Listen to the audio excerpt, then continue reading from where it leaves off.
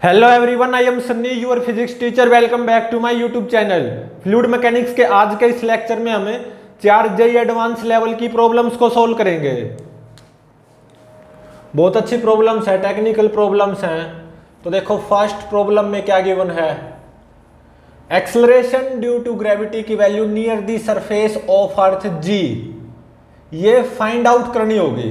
ठीक है, और मान लो मेरे पास ये एक कंटेनर है जिसमें फ्लूइड भरा हुआ है और इस फ्लूइड की डेंसिटी ये रो गिवन है। ठीक है, और ये फ्लूइड कैसा है? Incompressible and non viscous fluid, मतलब ऐसा फ्लूइड जिसको हम कंप्रेस नहीं कर सकते। और नॉन विस्कस का मतलब थोड़ा सा भी चिपचिपा नहीं होना चाहिए ये फ्लूइड। ठीक है, और मान लो यहां पे m मास का ब्लॉक है। ठीक है, इसको मैं अपने हाथ से पकड़े हुए हूं अभी। इस ब्लॉक की डेंसिटी ये कितनी गिवन है? सिग्मा इज इक्वल टू 2 रो। ठीक है, अभी मैं इस ब्लॉक को अपने हाथ से पकड़े हुए हूं और ये हाइट 10 मीटर गिवन है। ठीक है, तो अब देखो इस ब्लॉक की डेंसिटी 2 रो, फ्लूइड की डेंसिटी रो से तो ज्यादा ही है। अगर मैं इस ब्लॉक को यहां से रेस्ट रिलीज कर दूं, मतलब छोड़ दूं, तो ये ब्लॉक है towards the bottom of the container accelerate करेगा और सिंक कर जाएगा। सही बात है। तो अब मैंने क्या किया, t इज इक्वल टू 0 पे इस ब्लॉक को यहां से रेस्ट से रिलीज कर दिया। ठीक है, तो ब्लॉक नीचे की तरफ जाएगा, एक्सेलरेट करेगा a एक्सेलरेशन से। बिल्कुल, तो मैंने ये पाया कि ये block at t is equal to √5 second पे कंटेनर के बॉटम को हिट करेगा। ठीक है, मतलब at t is equal to √5 second पे just before first collision of a block with the bottom of the container. इस ब्लॉक की कुछ वेलोसिटी होगी समथिंग, तो मतलब ब्लॉक को यहां से यहां तक आने में कितना टाइम लगेगा? √5 सेकेंड। ठीक है, यहां से मैंने ब्लॉक को ऐसे आराम से छोड़ा है तो नीचे की तरफ जरूर आएगा, क्योंकि ब्लॉक की डेंसिटी 2 रो, फ्लूइड की डेंसिटी रो से तो ज्यादा ही है। ठीक है, तो अगर ऐसा है कि इस ब्लॉक को इस कंटेनर के बॉटम को हिट करने में √5 सेकेंड लगे और ये 10 मीटर हाइट है। ठीक है, तो एक्सेलरेशन ड्यू टू ग्रेविटी की value near the surface of earth g वो कितनी होगी, ये फाइंड आउट करना है। इसके लिए 4 ऑप्शंस अवेलेबल हैं, ABCD। ठीक है, 4 metre per second square, 6 metre per second square, 8 meter per second square, 10 meter per second square. तो अब देखो ब्लॉक सिंक करेगा, बिल्कुल एक्सेलरेट करेगा towards the bottom of the container.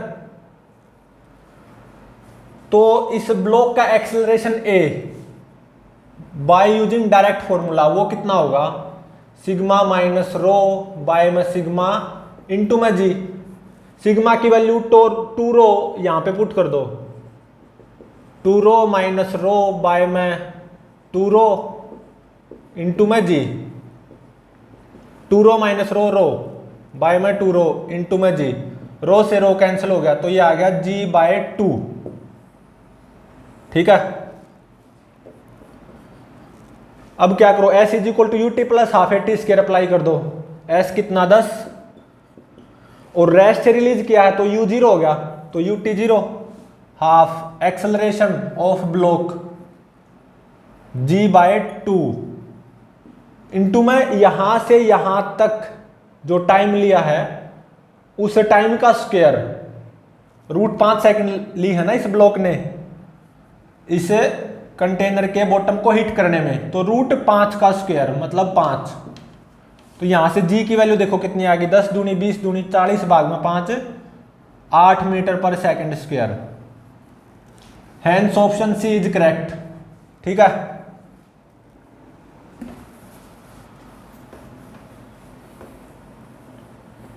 तो अब देखो सेकंड न्यूमेरिकल में क्या गिवन है। एक्सेलरेशन ड्यू टू ग्रेविटी की value near the surface of earth 10 meter per second square given है, न्यूमेरिकल नंबर सेकंड। ठीक है, एक्सेलरेशन ड्यू टू ग्रेविटी की value near the surface of earth 10 meter per second square given है। और मान लो ये कोई कंटेनर है। ठीक है, इस कंटेनर में फ्लूइड भरा हुआ है, ideal fluid, incompressible and non viscous fluid. Fluid की डेंसिटी रो है। ठीक है, और मान लो यहां पे एक छोटी सी बॉल है, बिल्कुल छोटी सी बॉल, जिसको मैं अपने हाथ से पकड़े हुए हूं अभी। इस छोटी सी बॉल की जो डेंसिटी है ये रो बाय 4 गिवन है। ठीक है, इसको मैं अभी अपने हाथ से पकड़े हुए हूं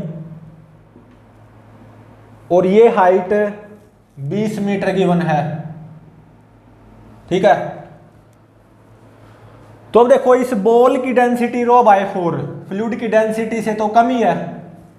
तो अगर मैं इस बॉल को छोड़ दूंगा, यहां से रेस्ट से रिलीज करूंगा t इज इक्वल टू 0 पे, रेस्ट से रिलीज करूंगा तो ये बॉल सीधी सी बात है ऊपर की तरफ एक्सेलरेट होगी। ठीक है, इस फ्लूइड के अंदर ऊपर की तरफ एक्सेलरेट होगी towards the surface of fluid. ठीक है, और मान लो ऊपर वैक्यूम है, कोई एयर नहीं है। ठीक है, नो एयर। तो यहां पे इस न्यूमेरिकल की कंप्लीट स्टोरी पता लगानी है। यहां पे मैंने t इज इक्वल टू 0 पे इस छोटी सी बॉल को रेस्ट से रिलीज किया। ठीक है, तो ऊपर की तरफ जाएगी। ऊपर की तरफ क्यों उठेगी? क्योंकि बॉल की डेंसिटी फ्लूइड की डेंसिटी से कम है, तो ऑब्वियसली बॉल ऊपर की तरफ उठेगी, एक्सेलरेट करेगी फ्लूइड के अंदर विद सम एक्सेलरेशन a। सही है, तो सबसे पहले इस बॉल का इस फ्लूइड के अंदर अपवर्ड डायरेक्शन में एक्सेलरेशन निकालो। तो मान लो इस बॉल का जो मास है वो m है और बॉल का जो वॉल्यूम है वो v0 है। ठीक है, तो अब देखो इस बॉल पे फ्लूइड के अंदर कौन से फोर्स आएंगे। एक तो mg ग्रेविटेशनल फोर्स आएगा। ठीक है, और एक अपथ्रस्ट फोर्स आएगा। अपथ्रस्ट फोर्स कितना होगा? v0 रो जी। ठीक है, और इस बॉल की डेंसिटी रो बाय 4 है। क्या होगा? बॉल का मास डिवाइडेड बाय बॉल का वॉल्यूम v0। तो ये जो mg ग्रेविटेशनल फोर्स आएगा इसको कैसे लिखूंगा मैं? m रो बाय 4 इंटू में v0 और इंटू में g। सही बात है। और जो अपथ्रस्ट फोर्स आएगा इस बॉल पे जब ये बॉल फ्लूइड के अंदर होगी, v0 रो जी। तो यहां से v0 रो जी की वैल्यू कितनी आई? 4 mg। सही है, तो देखो 4 mg तो mg से ज्यादा ही है, अपथ्रस्ट फोर्स ग्रेविटेशनल फोर्स से ज्यादा ही है। तो ये बॉल इस फ्लूइड के अंदर ऊपर की तरफ एक्सेलरेट करेगी विद एक्सेलरेशन a। ये एक्सेलरेशन कितना होगा? नेट फोर्स ऊपर की तरफ 4 mg minus mg divided by mass of the ball m। तो 4 mg माइनस mg 3 mg और बाय में m से m कैंसिल, ये कितना आ गया? 3g और g कितना? 10। तो ये आ गया 30 मीटर पर सेकंड स्क्वायर। मतलब ये बॉल इस फ्लूइड के अंदर ऊपर की तरफ एक्सेलरेट करेगी 30 meter per second square acceleration से। तो at t is equal to t1 instant पे ये बॉल फ्लूइड से जस्ट बाहर निकलेगी और मान लो इस बॉल की रफ्तार होगी v0, ठीक है। तो t1 कैसे पता लगाऊं? यहां से यहां तक s is equal to u t plus half a t square apply कर दो। s कितना 20, ut 0 हाफ एक्सेलरेशन फ्लूइड के अंदर 30 meter per second square into में t1 स्क्वायर। तो यहां से t1 की वैल्यू आएगी 1.154 सेकंड, ठीक है। और जब ये बॉल इस फ्लूइड के बाहर निकल रही होगी जस्ट, तो इस बॉल की रफ्तार v0 वो भी फाइंड आउट कर सकते हैं v is equal to u plus a t का यूज करते हुए। तो v0 is equal to u 0 acceleration 30 inside fluid, यहां से यहां तक टाइम टेकन t1 1.154। तो ये कितनी आएगी 34.64 मीटर पर सेकंड, ठीक है। v0 आ गया 34.64 मीटर पर सेकंड और t1 कितना आ गया 1.154 सेकंड। फिर इसके बाद में क्या होगा? बॉल अंडर ग्रेविटी रिटार्ड होगी, सही बात है, अंडर ग्रेविटी रिटार्ड होगी, बिल्कुल होगी, यहां से यहां तक। तो अंडर ग्रेविटी बॉल रिटार्ड होगी तो एक तरह से एक्सेलरेशन कितना आएगा नेगेटिव, और कितना -10 मीटर पर सेकंड स्क्वायर। तो अंडर ग्रेविटी रिटार्ड होगी, रफ्तार कम होती जाएगी, तो बॉल कुछ यहां पे एक मोमेंट के लिए रेस्ट पे भी आएगी।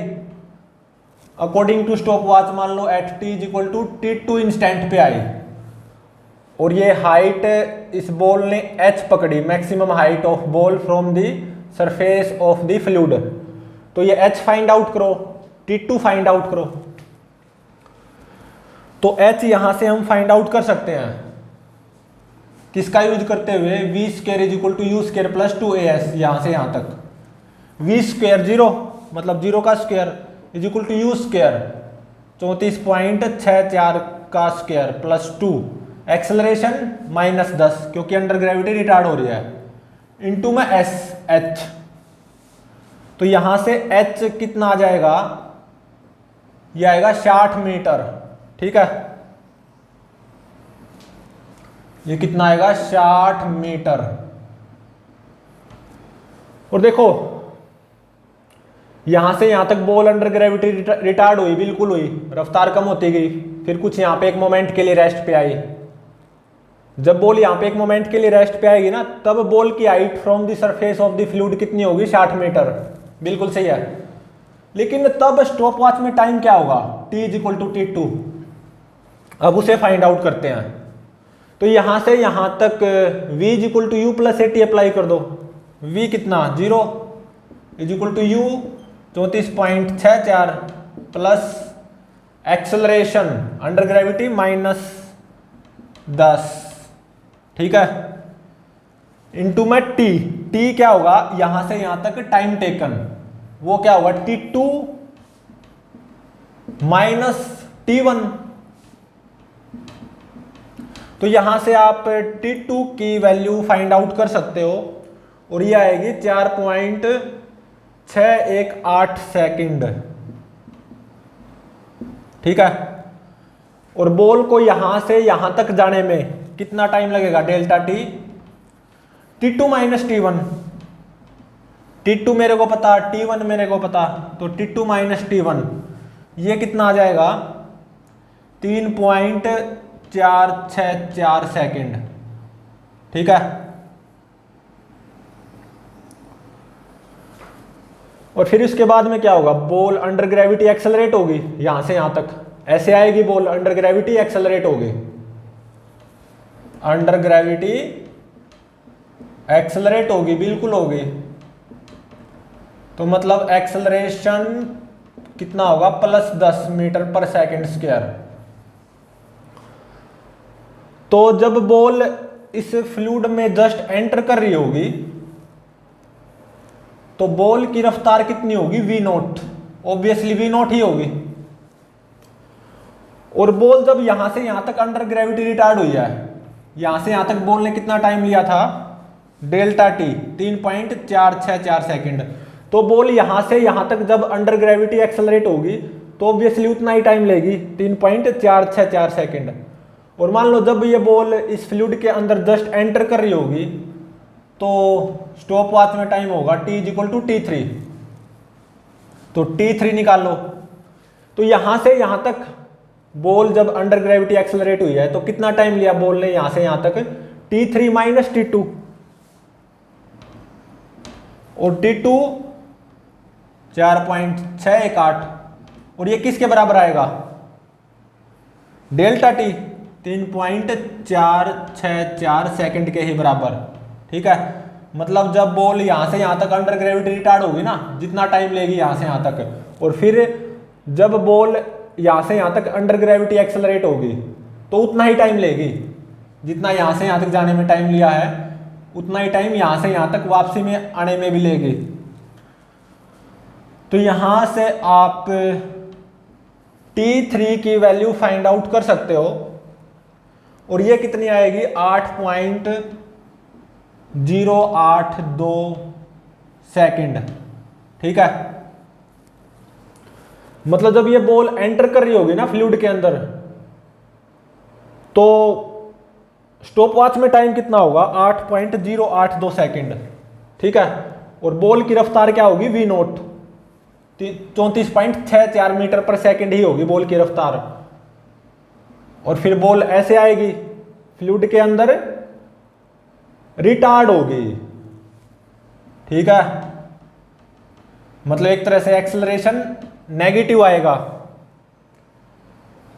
-30 मीटर पर सेकंड स्क्वायर। ये बात पक्की है, ये जब बॉल फ्लूइड के अंदर रिटार्ड होगी तो बॉल की स्पीड ऑब्वियसली कम होती जाएगी। तो यहीं की यहीं पे बॉल एक मोमेंट के लिए रेस्ट पे आएगी, यहीं की यहीं पे। तब मान लो स्टॉप वॉच में टाइम होगा t = T। ये फाइंड आउट करो। ठीक है, और देखो जब मैंने बॉल को यहां से रेस्ट से रिलीज किया था ना, बॉल फ्लूइड के अंदर अपवर्ड डायरेक्शन में एक्सेलरेट हुई थी, यहां से यहां तक एक्सेलरेशन कितना था, 30 meter per second square. Ball ने यहां से यहां तक कितना टाइम लिया था, 1.154 सेकंड। तो जब वापसी में ये बॉल जब फ्लूइड के अंदर एंटर करेगी ना और रिटार्ड करेगी, acceleration -30 meter per second square, minus sign retardation कोई दिखा रहा है। तो यहां से यहां तक रेस्ट तक आने में भी बॉल इतना ही टाइम लेगी, 1.154 सेकंड। तो मतलब कैपिटल T -t3 कितना, 8.082। ये किसके बराबर होगा, 1.154 सेकंड। मतलब बॉल यहां से यहां तक आने में 1.154 सेकंड ही लेगी। तो यहां से कैपिटल T ये कितना निकल के आ गया, 9.236 सेकंड। ठीक है, और बॉल ऐसे ऑसिलेटरी मोशन परफॉर्म करती ही रहेगी। ठीक है, क्योंकि मैंने फ्लूइड आइडियल माना है और कोई हवा नहीं मानी, तो ये बॉल के ऑसिलेशन चलते ही रहेंगे, ये रुकने वाले नहीं हैं। तो बॉल की रफ्तार मैक्सिमम कब होगी, जब बॉल इस फ्लूइड के जस्ट बाहर निकल रही होगी या इस फ्लूइड के अंदर जस्ट एंटर कर रही होगी, तब बॉल की रफ्तार मैक्सिमम होगी v0 34.64 मीटर पर सेकंड। ठीक है, और ये बॉल ऐसे ऑसिलेटरी मोशन परफॉर्म करती रहेगी, यहाँ पे ये रुकने वाली नहीं है, क्योंकि कोई हवा नहीं माननी और फ्लूइड को भी मैंने आइडियल मानना है। ठीक है, time period of one oscillation of this oscillatory motion वो होगा कैपिटल T, 9.236 सेकंड। और ये बॉल इस फ्लूइड की सरफेस से कितनी मैक्सिमम हाइट लेगी, 60 मीटर। जब बॉल यहां पे एक मोमेंट के लिए रेस्ट पे आएगी, फ्लूइड की सरफेस से कितनी ऊपर है, 60 मीटर ऊपर।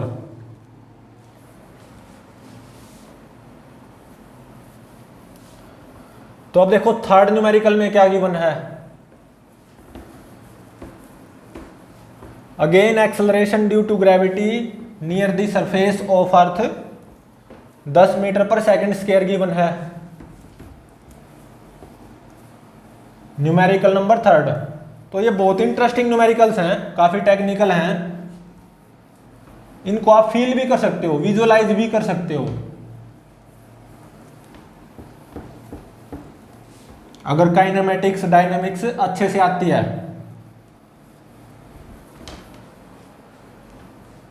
तो। देखो थर्ड न्यूमेरिकल में क्या गिवन है, acceleration due to gravity near the surface of earth 10 meter per second square. और मान लो ये एक कंटेनर है जिसमें आइडियल फ्लूइड भरा हुआ है, ठीक है, फ्लूइड की डेंसिटी रो, ठीक है, और यहां पे 5 kg का ब्लॉक है जिसको मैं अपने हाथ से पकड़े हुए हूं अभी, ठीक है। इस 5 kg ब्लॉक की डेंसिटी वो कितनी गिवन है, 2 रो, ठीक है। तो अब देखो इस ब्लॉक की डेंसिटी 2 रो, तो फ्लूइड की डेंसिटी रो से ज्यादा ही है। अगर मैं इस ब्लॉक को यहां से रेस्ट रिलीज कर दूं तो ये block towards the bottom of the container accelerate करेगा और सिंक कर जाएगा, डूब जाएगा, सीधी सी बात है। लेकिन इस प्रेजेंट न्यूमेरिकल में क्या है, मैं इस ब्लॉक को अपने हाथ से ही पकड़े हुए हूं और यहाँ पे इस ब्लॉक से एक रस्सी कनेक्टेड है और ये रस्सी इस आइडियल पुली के ऊपर से होती हुई फाइनली यहाँ पे 2 kg के ब्लॉक से कनेक्टेड है, ठीक है। ये है प्रेजेंट सूरत हालात इस न्यूमेरिकल के। तो देखो यहाँ पे रस्सी स्लैक नहीं हो सकती, क्योंकि ऐसा मानो ये रस्सी नहीं होती, 2 kg ब्लॉक नहीं होता, ये पुली नहीं होती। अगर मैं इस ब्लॉक को रेस्ट से रिलीज कर देता तो ये ब्लॉक डूब जाता, ठीक है ना, कंटेनर के बॉटम को हिट कर जाता। अब इस प्रेजेंट न्यूमेरिकल में आओ, ये रस्सी है, आइडियल पुली है, 2 kg का ब्लॉक है जैसा कि दिखाई दे रहा है, तो यहाँ पे रस्सी तो स्लैक हो नहीं सकती, स्ट्रिंग विल नॉट स्लैक। ये तो फीलिंग भी आ रही होगी ना, रस्सी स्लैक नहीं होगी इस न्यूमेरिकल में। तो इन दोनों ब्लॉक्स का एक्सेलरेशन फाइंड आउट करो, एक्सेलरेशन ऑफ ब्लॉक्स, ठीक है, और इस रस्सी में टेंशन फाइंड आउट करो। बस यही चीजें फाइंड आउट करनी है। अब इसको सोल्व करते हैं।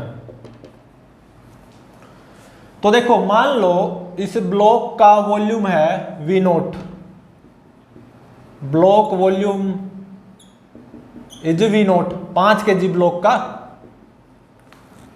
इस 5 kg ब्लॉक की डेंसिटी क्या है, 2 रो। ये क्या होगा, 5 kg ब्लॉक का mass which is 5 kg divided by volume of 5 kg block which is V0।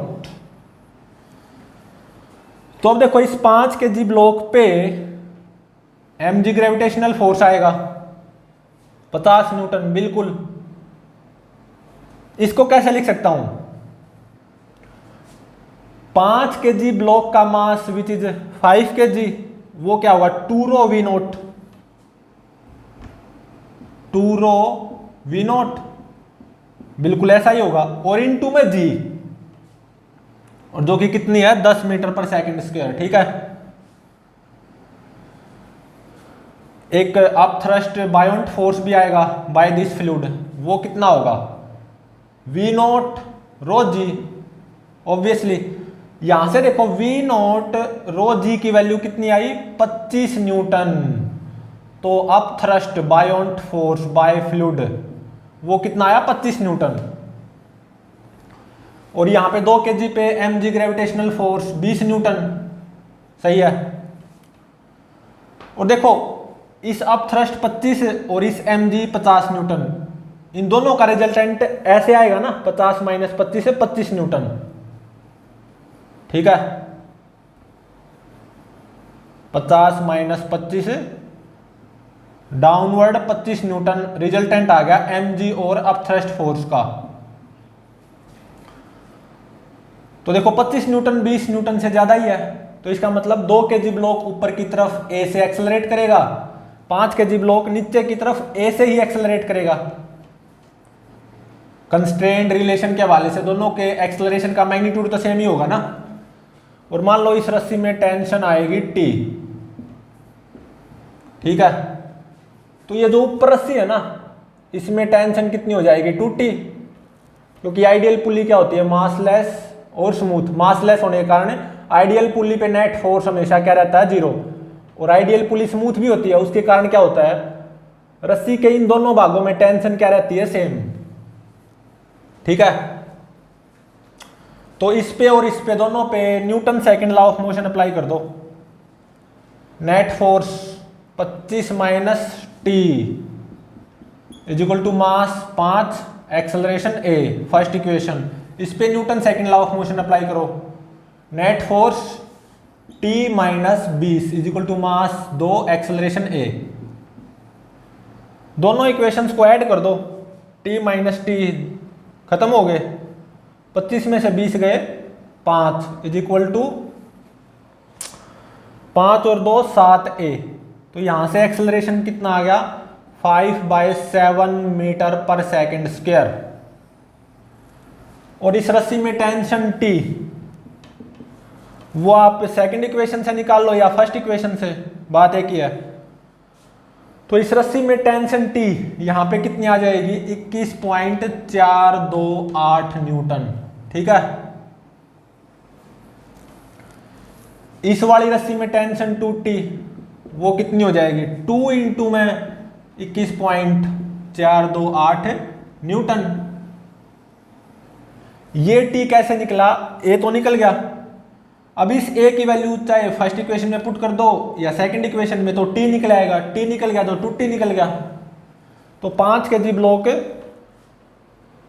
इस कंटेनर के बॉटम की तरफ एक्सेलरेट करेगा, कितने एक्सेलरेशन से, 5/7 मीटर पर सेकेंड स्क्वायर से। 2 kg ब्लॉक ऊपर की तरफ एक्सेलरेट करेगा 5/7 metre per second square acceleration से ही। तो कुल मिला के 5 kg ब्लॉक इस कंटेनर के बॉटम से जरूर टकराएगा, बिल्कुल टकराएगा, ठीक है। तो अब देखो फोर्थ न्यूमेरिकल में क्या गिवन है।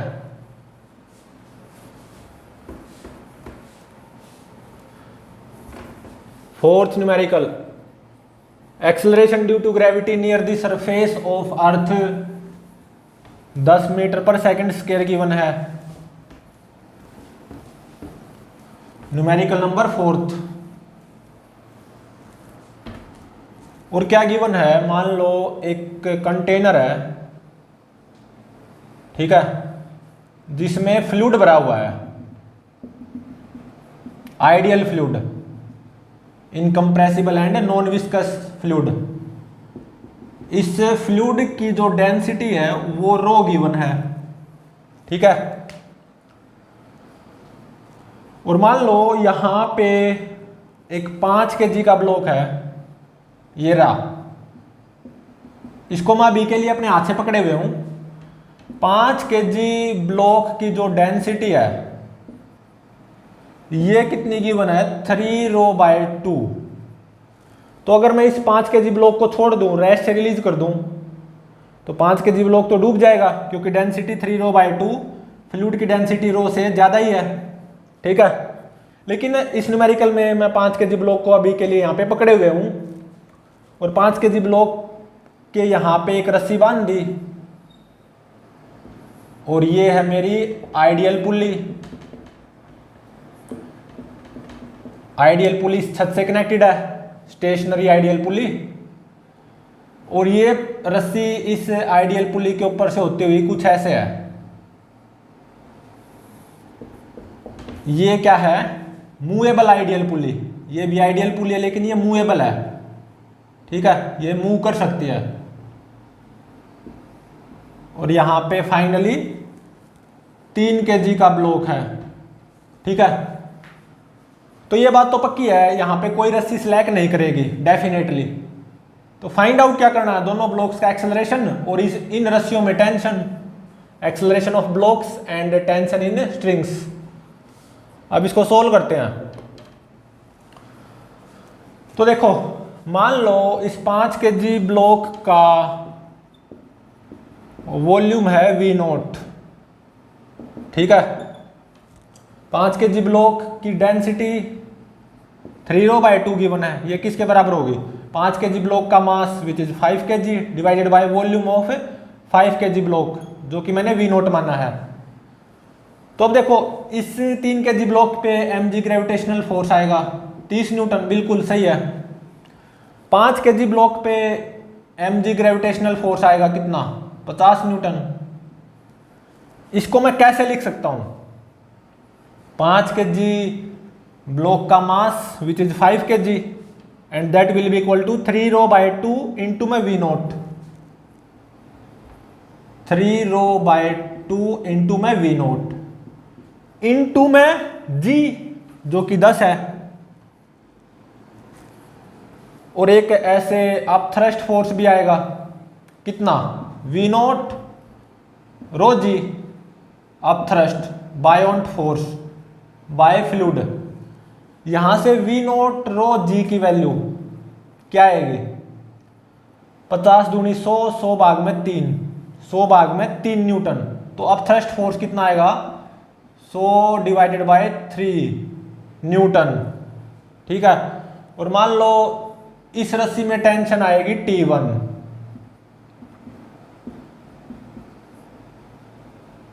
कितनी? T1 टेंशन इस रस्सी में, तो ऊपर वाली रस्सी में टेंशन कितनी हो जाएगी? 2T1। इस रस्सी में टेंशन 2T1, सही बात है। अब मेरे को यहाँ पे कोई फीलिंग नहीं आ रही कि 3 kg ब्लॉक नीचे की तरफ एक्सेलरेट करेगा या ऊपर की तरफ एक्सेलरेट करेगा।